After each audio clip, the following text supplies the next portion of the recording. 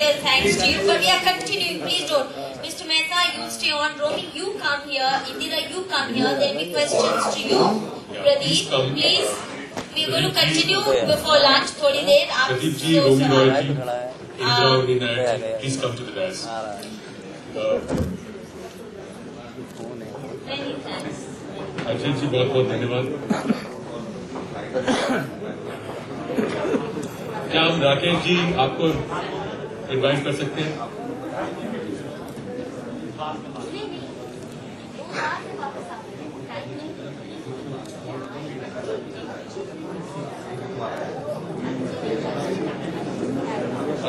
आ गया था कि राकेश मेहता जी के होने से जो फर्क पड़ा है, जो लोगों के इश्यूज हम लगातार देखते हैं कि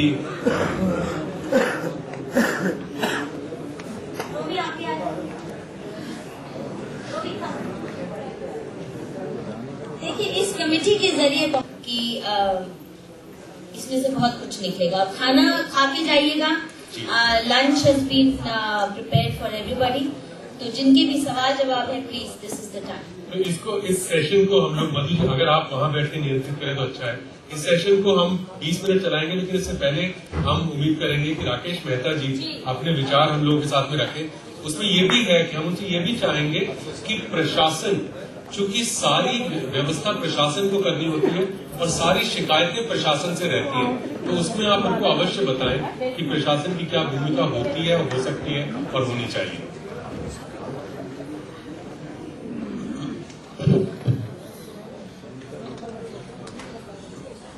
मधु किशोर जी और बाकी एक्सपर्ट्स जो हैं, श्री प्रदीप सचदेवा, रॉय स्नायर और बाकी भाइयों और बहनों, मैं ये शुरुआत करके ये कहूँगा कि मेरा ये अर्बन स्पेसेस को प्लानिंग का जो तजुर्बा है वो कम से कम 7.5 साल का है. क्योंकि जब मैं एमसीडी कमिश्नर था तब भी इसमें जुड़ा हुआ था. उसके पहले जब डीटीसी बसें जब हमने कन्वर्ट की डीजल से सीएनजी पर, तब भी जो लो फ्लोर बसें जो अभी आई हैं, इसका डिजाइन हमारे जमाने में पहले हमने आईआईटी से डिस्कस करके और अशोक लेलैंड और टाटा से बात करके शुरू किया था कि इसका कितना डिजाइन होना चाहिए लो फ्लोर बस का. तब भी बड़ी चर्चा हुई थी भाई लो फ्लोर बस कैसे चलेगी दिल्ली में, इतने खड्डे होते हैं, और अब इतनी सारी बसें चल रही हैं, कोई कुछ ऐसी बात नहीं करता कि लो फ्लोर बस कैसे चलेगी दिल्ली में. तो कोई भी परिवर्तन लाना हो उसमें जरूर अड़चने आती हैं, रोड़े आते हैं, बड़े बड़े खंडर लोग सामने खड़े कर देते हैं और बड़े बड़े चट्टाने सामने खड़े होकर एकदम उसको रोकने की कोशिश करते हैं. ये स्वाभाविक चीज है, ये तो होती है. उसके बाद मैं चीफ सेक्रेटरी रहा 3.5 साल. तब भी मेरी बहुत ही अच्छी चर्चा हुई, क्योंकि ये जो स्पेशल टास्क फोर्स जो कोर्ट ने बनाई थी, इसकी चर्चा किस तरह से बनी उनकी आपको मिस नायर ने ऑलरेडी बता दिया है. पर उसमें 12 महीने हम लोग ने काम किया और काफी रेगुलरली हम लोग मिलते थे. सब कमेटी बनाई थी और दिल्ली में मैं कहूँगा और भारत में और विश्व में जो बड़े बड़े एक्सपर्ट्स हैं जिनकी बहुत जानकारी है वो इसमें थे. और ये रिपोर्ट सबमिट हो गई और जब मैंने चार्ज हैंडओवर किया, मैं बहुत ही उत्सुक था कि इस रिपोर्ट को मैं पहले जमा करूं कोर्ट में, क्योंकि मुझे पता था कि दूसरा कोई आएगा इसमें अंजाम होगा कि नहीं होगा, तस्वीर नहीं चली जाएगी, उसके मुझे थोड़ा अंदेशा था. रिपोर्ट तो आ गई, पर हम लोग ने 12 ऐसे रिकमेंडेशन दिए हैं जो मैं समझता हूँ बहुत ही स्वाभाविक तरीके से उसको हम इम्प्लीमेंट कर सकते हैं. और इन 12 रिकमेंडेशन को इम्प्लीमेंट करने के लिए हम लोगों ने 5 लोकेशन स्पेसिफिक एरियाज भी बताए थे कि भाई इनमें आप पायलट प्रोजेक्ट शुरू करिए, जिसमें कि ये 12 के 12 उसमें इम्प्लीमेंट हो सके. एक तो था आईटीओ से कटराडुमा का, एक था लोथियन ब्रिज कटावल, जिसके बारे में प्रदीप सचदेवा जी ने बताया कितनी दिक्कतें आ रही हैं उनको. एक माल रोड का था, एक करोल बाग का, जो कि रघु राय ने आपको बताया कितनी दिक्कतें आ रही हैं उसको इम्प्लीमेंट करने में, और एक करॉट प्लेस का पेडेस्ट्रियनाइजेशन. और हम लोग ने 38 बीआरटी कॉरिडोर जो कि 660 किलोमीटर तक बनने थे उसका भी रिकमेंडेशन दिया था, जो कि पूरे अर्बन डिजाइन को सामने रख के प्लान कर रहे थे। तो जो हमें तजुर्बा हुआ कॉमनवेल्थ गेम में उसके पहले, उसमें एक चीज सामने जरूर आई है, वो ये कि पब्लिक स्पेसेस को बनाने के लिए केवल इंजीनियर अकेला नहीं कर सकता। हालांकि इंजीनियर जरूर मानते हैं कि हम सबसे बड़े विद्वान हैं, हमें किसी की जरूरत नहीं है। पुलिस वाले के बिना भी ट्रैफिक की उसमें प्लानिंग नहीं हो सकती। हालांकि ट्रैफिक वाले ये मानते हैं कि हम तो इंजीनियर से भी बड़े आदमी हैं, हम आर्किटेक्ट भी हैं, हम बिल्डिंग भी बनाते हैं, हमें सब पता है, हम पूरी नॉलेज हमारे दिमाग के अंदर है, हम किसी को सुनने की हमें जरूरत ही नहीं है। उसमें फिर जैसे ढलाव कहाँ होगा, कूड़ा की गाड़ियां कैसे जाएंगी, उसकी भी एक्सपर्ट्स की जरूरत है। हालांकि आप सैनिटेशन विभाग से पूछिए, वो कहेंगे भाई हमने जहां अपनी आंख नजर डाल दी वहीं कूड़ादान बनेगा, बाकी और हमें किसी से पूछने की जरूरत नहीं है। तो दिल्ली में एक खास बीमारी जिसे मैं कहूंगा वो ये है कि हर एक विभाग अपने को केवल अपना ही बॉस नहीं, दूसरे विभागों का भी बॉस मानता है। वो ये समझता है कि भाई हमें सब पता है, पूरा ध्यान पूरे विश्व का हमारे सर में घुसा हुआ है, हमें किसी से पूछने की जरूरत नहीं। तो इसको किस तरह से टैकल किया जाए, ये सबसे बड़ी समस्या है। कॉमनवेल्थ गेम्स में एक चीज मैंने देखी, हम लोग ने, केंद्र सरकार ने एक एम्पावर्ड कमेटी बनाई थी जिसमें कि कम से कम 30-40 विभाग थे, केंद्र सरकार के भी थे, दिल्ली सरकार भी थे, और 2.5 साल ये कमेटी चली। हर महीने इसकी मीटिंग होती थी और जितनी तू मैन में होती थी वो एक बंद कमरे में होती थी। खूब गाली गलौच होती थी, खूब शोरगुल होता है, खूब एक दूसरे के डांटते मारते, पर मैं उनको अपनी जो है डांटने की पूरी छूट दे रखी थी। मैंने कहा जितना एक दूसरे को गाली गलौच करना कर लो। और दूसरे दिन सुबह 11 बजे उसी साइट पे जहाँ पे गाली गलौच चला वहां पे साइट इंस्पेक्शन में फिक्स करता था, सब लोग वहां। तो जो गर्मा गर्मी थी वो ग्राउंड लेवल पे जाके हम उसका फैसला करते थे और फिर ऑर्डर में खुद इशू कर देता था 6 घंटे में, और उसका जो इम्प्लीमेंटेशन फिर होता था। तो मैंने ये देखा कि सबसे इम्पोर्टेंट चीज ये कि हमारे यहाँ कोई फ्रेमवर्क नहीं है इम्प्लीमेंट करने का कोई भी प्रोग्राम। जैसे बताया गया कि बहुत अच्छी हमारे पास गाइडलाइन हुई, रोमी रॉय ने कितना बढ़िया काम किया है, मैं तो देख के दंग रह गया कि इतना बढ़िया काम। मैं तो समझता हूँ विश्व में ऐसा काम नहीं हुआ होगा जो डिजाइनिंग इन्होंने की है पब्लिक स्पेसेस की, और क्या क्या चीजों की सोच है। और या प्रदीप सचदेवा जी ने जिस तरह का काम करके दिखाया है, और उन्होंने ये साबित किया बड़े बड़े एक्सपर्ट्स के सामने, इंजीनियर्स थे, ट्रैफिक पुलिस के थे, कि रिक्शा और कार में कोई टकराव नहीं होने की जरूरत है। और जो वेंडर्स हैं और रिक्शे वाले हैं उसमें पब्लिक में कोई टकराव की जरूरत नहीं है। उसको अगर प्लानिंग के जरिए से अगर ठीक से किया जाए तो सब लोग शांतिपूर्वक उसी कॉमन स्पेस को यूज कर सकते अपने आराम में।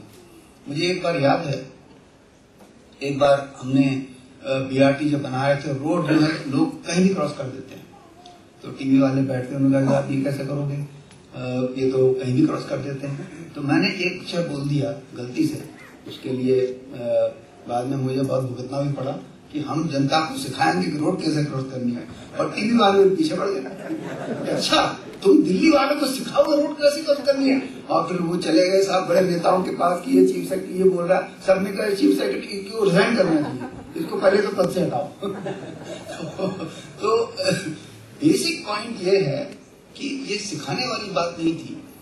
जो हम अर्बन डिजाइन जिस तरह का बनाते हैं उसमें अगर हम अपनी बुद्धि ठीक तरह से लगा के करें और सब विभाग अपना विजडम अपनी बुद्धि लगा के काम करें, तो मुझे पूरा विश्वास है कि लोग अपने आप उस चीज को समझ पाएंगे बड़ी आसानी से और उसको इस्तेमाल करना शुरू करेंगे। वो अपने आप ही सीखेंगे, उसको सिखाने की कोई जरूरत नहीं है।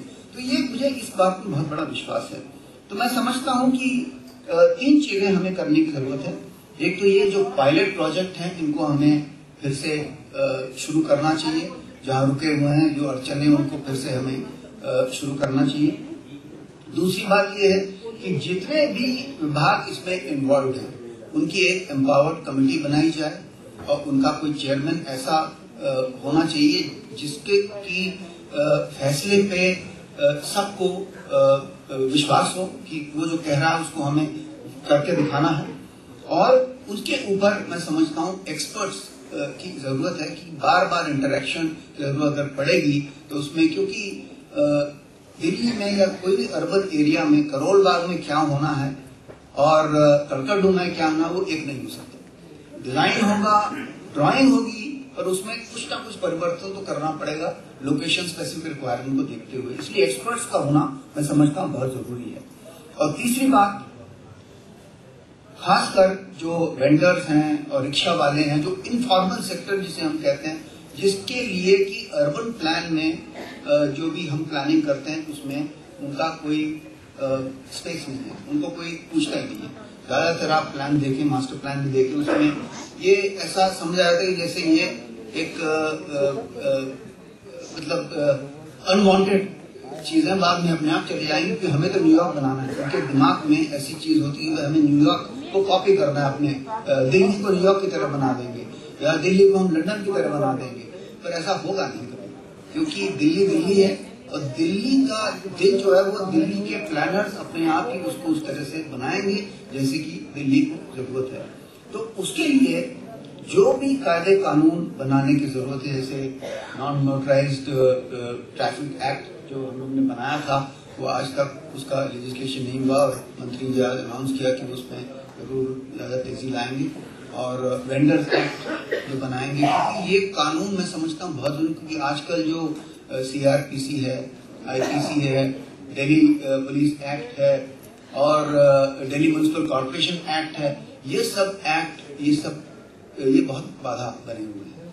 और एक नया कानून अगर आ जाएगा तो लोग ये कह सकते हैं और हम लोग ये सोच के चल सकते हैं कि जो पुराना कानून है वो खत्म हो गया और नया कानून के हिसाब से अब हमें काम करने की जरूरत है। तो ऐसी बात जरूरी नहीं है कि पुराना कानून उसको खत्म करना पड़ेगा या पार्लियामेंट में को रिएक्ट करने की जरूरत है। मैं तो ये मानता हूँ कि जो लेटेस्ट कानून है उसके तहत अगर हम काम करेंगे तो काम बहुत अच्छी तरह से और जल्दी होगा। जो 12 की चीजें हैं जो इसके बारे में लिखा था, उसमें कुछ के बारे में बताना चाहूंगा। एक तो ये कि पेडेस्ट्रियन को हमने जो लोगों की चलने की स्पेस है और जो रिक्शा की चलने की स्पेस है और कार की चलने की स्पेस और बस की चलने की स्पेस के साथ एक ही तरह हमको उसको सबको अलग अलग स्पेस देने की जरूरत है चलने की। ज्यादातर जो इंजीनियर हैं वो केवल कार के लिए रोड बनाते हैं, बाकी वो तो भूल जाते हैं जैसे वो है ही ना। तो ये सोच हमें बदलनी पड़ेगी। और दूसरी बात ये कि जो लीगल प्रोटेक्शन जो हमने कहा वो करना जरूरी है। मॉडर्नाइजेशन ऑफ पब्लिक ट्रांसपोर्टेशन, जैसे कि मंत्री जी ने कहा AVTS सिस्टम की, कौन सी बस कहाँ है, कौन सा पब्लिक ट्रांसपोर्ट कहाँ है, उसको प्लान करने के लिए एक आधुनिक जो टेक्नोलॉजी की मैं समझता हूँ बहुत जरूरत है, वो हमें लाना चाहिए। तीसरी बात, Delhi urban metropolitan transport authority हर एक राज्य में है, हर एक राज्य में Delhi urban metro transport authority है।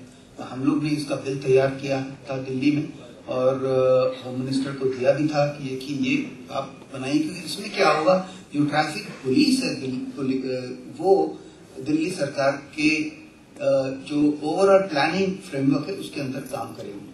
पर उसमें अभी केंद्र सरकार ने कोई अपना निर्णय नहीं दिया है, वो मैं समझता हूँ हमें मंत्री जी से टेकअप करना चाहिए। दूसरी बात, लोग ये कहते हैं कि भाई पब्लिक ट्रांसपोर्ट की एक बस आजकल 50-50, 60-60 लाख की आती है। हमारे जमाने में 15-16 लाख की बस आती थी, तो इसका खर्चा कौन उठाएगा? फाइनेंस मिनिस्टर कहता है भाई हम क्यों इतनी खर्चा करें, 60-60 लाख की बस क्यों खरीदें हम? हमारे पास लोग तो अपना प्राइवेट ट्रांसपोर्ट यूज कर सकते हैं, चाहते स्कूटर यूज करें, साइकिल खरीदे अपना यूज करें, हम बस क्यों लें? क्योंकि हमारे पास इतनी जरूरत नहीं। तो इसके ऊपर भी हमारी STF ने बहुत चर्चा की और ये नतीजा ये निकला कि एक ट्रांसपोर्ट डेवलपमेंट फंड बनना चाहिए जिसमें कि जो कार वाले हैं उनके ऊपर टैक्स लगना चाहिए, एनवायरनमेंट टैक्स, एनवायरनमेंट सेस, और जो डीजल की गाड़ियां हैं उनको भी सेस लगना चाहिए। और ये फंड बसों खरीदने के लिए ये हमें यूज करना चाहिए और इसमें कोई अलग टैक्स कोई बजट में प्रावधान की जरूरत नहीं है, ये अपने आप चलता रहेगा। तो इसकी भी मैं समझता हूँ बहुत जरूरत है। और बाकी सब चीजें जो हैं वो तो जो डिजाइन की बात है वो तो ऑलरेडी कही हुई है। और एक अच्छी बात जो मंत्री जी ने कही वो ये कि कानून अपनी जगह है, डिजाइनिंग अपनी जगह है, पर उसको क्रियान्वित किस तरह से करना वो सबसे बड़ा चैलेंज हमारे सामने है। और मैं समझता हूँ कि अगर ये 5 पायलट प्रोजेक्ट अगर हम टाइम बाउंड तरीके से करेंगे, ये 4 महीने में कर्म करके दिखाना ही है, तो जरूर कोई ना कोई इसमें नतीजा निकल आएगा। धन्यवाद। आप जो भी सुझाव देना चाहें, क्योंकि जैसा मैंने पहले कहा मेहता साहब उस कमेटी का हिस्सा होंगे। I am hoping he chair it. Justice Mudgal भी होंगे, तो प्लीज। राकेश जी बहुत बहुत धन्यवाद। पहले मेरा मन करता है हर तरह मधु जी को ही मैं धन्यवाद करूं। ये बहुत ग्राउंड लेवल की कार्यकर्ता है ये। तो एक तो मैं संक्षेप में बोलना चाहूँ, सब ऐसी और मीटिंगों में हेल्पलेसनेस का इजहार होता है कि भाई हम क्या करें, हम दुखी हैं। हमने पिछले 2 साल में ऐसे आंदोलन देखे हैं, अगर शांतिपूर्वक जन आंदोलन आप लीड करेंगे, सिर्फ इतने ही लोगों से केंद्र सरकार हिल जाएगी। शांतिपूर्वक मुझे याद है, मैं अन्ना हजारे के पास में फास्ट टू डेथ था, अपनी मधु जी खड़ी थी बिल्कुल आम नागरिक की तरह। She was like us. वो मेरी तरह, मैं उस दिन वीआईपी था, ये खड़ी थी, मुश्किल से इनको बैठने के लिए जगह नहीं दे रहा था कोई। मैंने बुलाया इनको, यहां बैठ लीजिए, आप थोड़ी सी आप लीड कर लीजिए इस आंदोलन को, एंड इतने लोगों को बुलाइए, जो चीज आपको लगता है प्रैक्टिकेबल है, कल हो सकती है, अगले महीने हो सकती है, उसको करवाइए अगले महीने। जैसे आपने दुख भरी दर्द सुनी इन लोगों की जिनको मधु जी ने यहां बिठाया। नंबर 2, वोट बैंक कॉन्फ्लिक्ट आपने डील नहीं किया। वोट बैंक कॉन्फ्लिक्ट जो सबके मन में होगा, शायद अजय जी के भी दिमाग में होता, उसका कैसे क्या जवाब है मधु जी के पास? देखिए, मैं क्योंकि मेहता साहब को पिछले बहुत वर्षों से जानती हूँ, और मैं गारंटी से कह सकती हूँ कि अगर ये उन व्यक्तियों